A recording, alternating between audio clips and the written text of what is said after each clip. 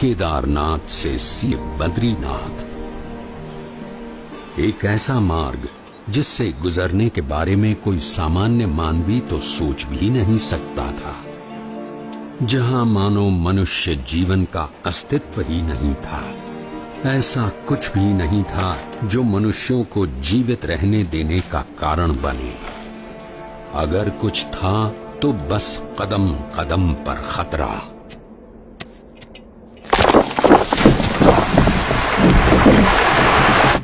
शून्य के नीचे का तापमान जो पानी को पीने के लायक भी नहीं छोड़ता था।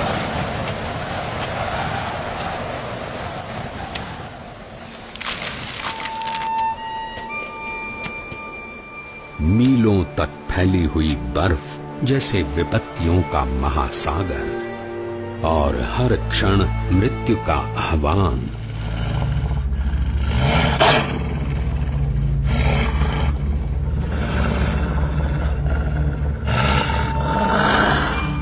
पर केवल 11 वर्ष का एक बालक कृत निश्चयी था अपने ध्येय तक पहुंचने के लिए।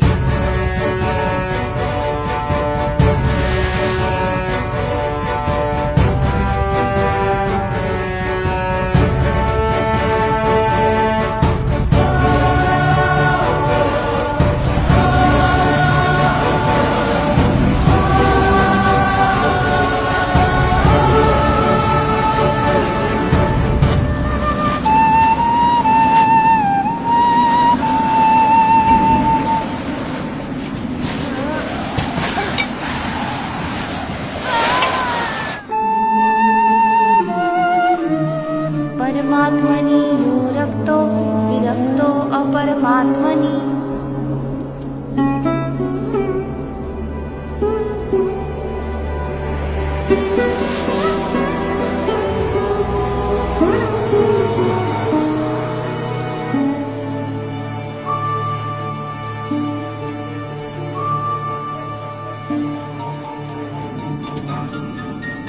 परमात्मनि यो रक्तो विरक्तो अपरमात्मनि।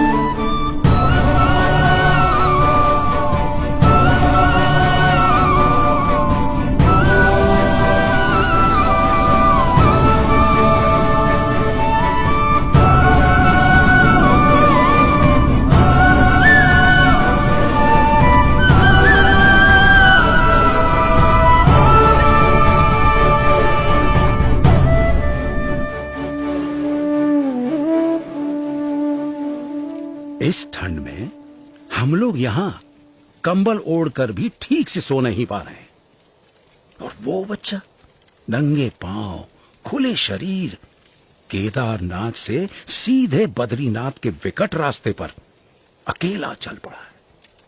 क्या हुआ होगा उसका?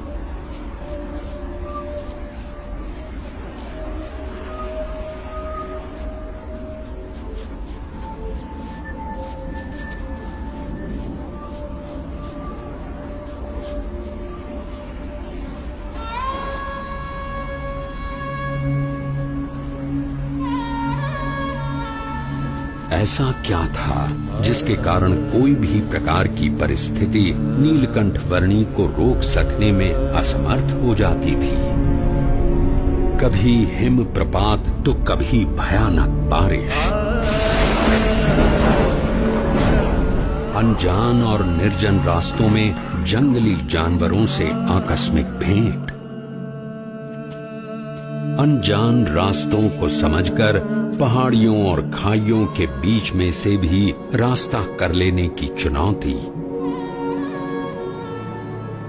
और आराम करने के लिए धरती का बिछौना और आकाश की चद्दर। नीलकंठ वर्णी की दृष्टि में ऐसा कुछ भी नहीं था जो इस मनुष्य शरीर से नहीं हो सकता था। देह भाव से पर और मनोभाव से पर नीलकंठ वर्णी की आध्यात्मिक स्थिति ही ऐसी थी जो किसी भी परिस्थिति से ऊपर उठकर उनकी कल्याण यात्रा को आगे बढ़ाए रखती थी।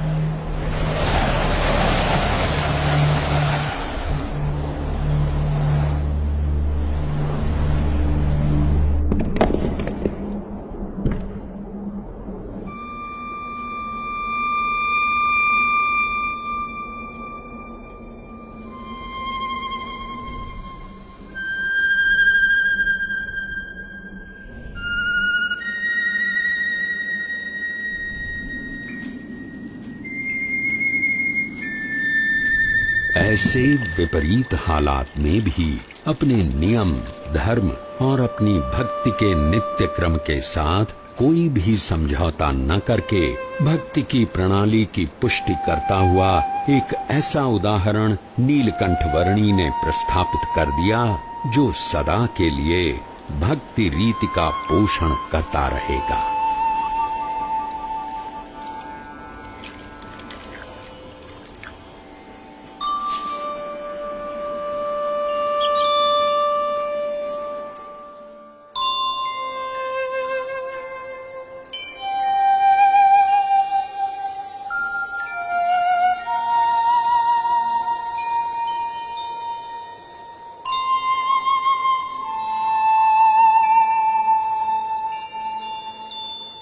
आज के समय में भी कई लोग साथ मिलकर बहुत सारी सुविधाओं के साथ जिसे पार करने के लिए हिचकिचाते हैं, वैसा केदारनाथ से सीधे बद्रीनाथ जाने का लगभग 75 किलोमीटर का मार्ग नीलकंठ वर्णी ने नंगे पांव, खुले शरीर, अकेले केवल 9 दिनों में पार कर लिया।